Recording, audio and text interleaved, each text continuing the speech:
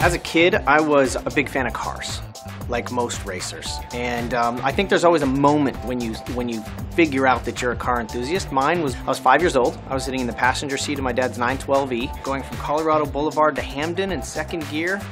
I went around the corner a little bit aggressively, a little bit of tire noise. From that moment, I paid attention to every single shift of every car I was ever a passenger of. I began to obsess about cars, but never really thought I could make it a living.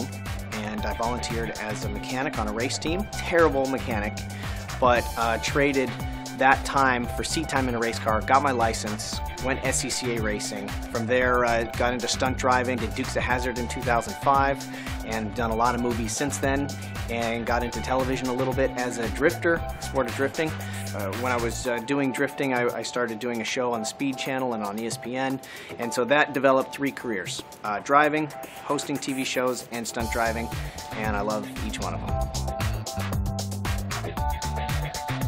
In my career, I've really focused on doing things that keep the fun in driving. Whether it's Top Gear, which is a show that's basically about having fun with cars, whether it's Rallycross, which is a sport which I think looks like a video game and looks like about the most fun thing you can do with a car, or you know, just in social media and stuff like that, everything that I usually like to talk about is keeping driving fun. I still love driving. I just love, I make downshift noises when I am pushing a grocery cart going from aisle to aisle.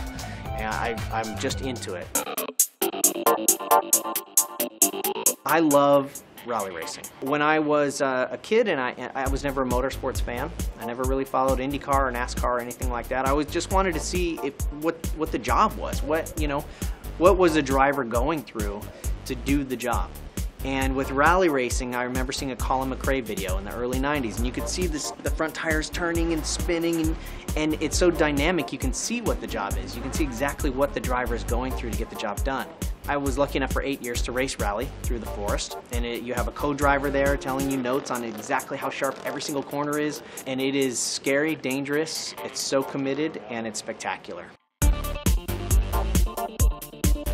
The nice thing about the US Top Gear is they never try to slot us into individual roles. So we get to just be ourselves. We're competitive. I'm competitive, obviously, from a racing background. Rutledge is goofy and always afraid to push the gas pedal, and Adam crashes just about everything he gets his hands on in real life, so why fake it?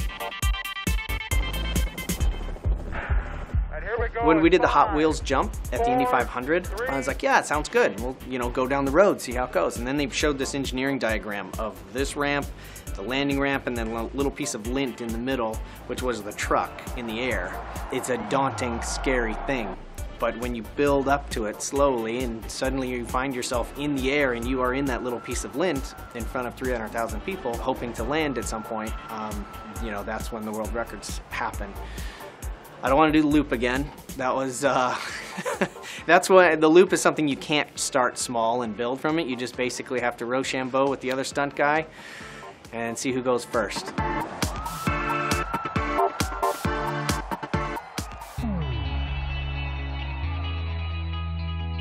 Every single turn of every single track that you've ever driven in either Motorsport 5 or in Horizon 2, it's mind-boggling. The amount of detail that goes in. There's literally a sculptor that comes in to shape a statue in the virtual world that is in reality in Prague, and that's just one of the statues that you blaze by on a racetrack. And you apply that to just being able to drive off on Horizon 2 off into a world and decide where you want to go, and it is absolutely difficult. It's impossible to comprehend.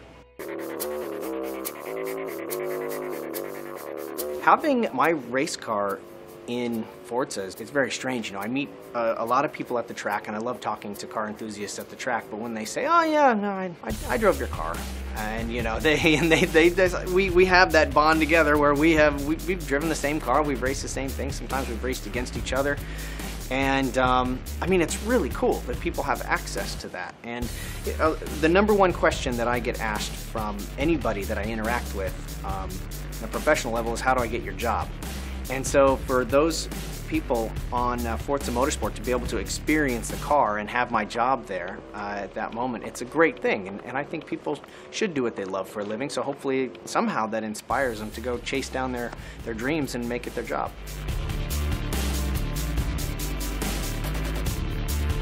The Beetle I'm racing this weekend, it is a 1.6 liter, 540 horsepower, all-wheel drive Beetle that goes 0 to 60 in 2 seconds flat. It is a monster. You don't hear that about the Beetle very often, but it is a vicious little Beetle. They are so wickedly quick and so awesome. I wish I could just take every single person in the bleachers for just one lap, and they would be absolutely hooked for life. Drive the Rockstar Energy Drink Rallycross Beetle in Forza Horizon 2 and download the Rockstar Car Pack today.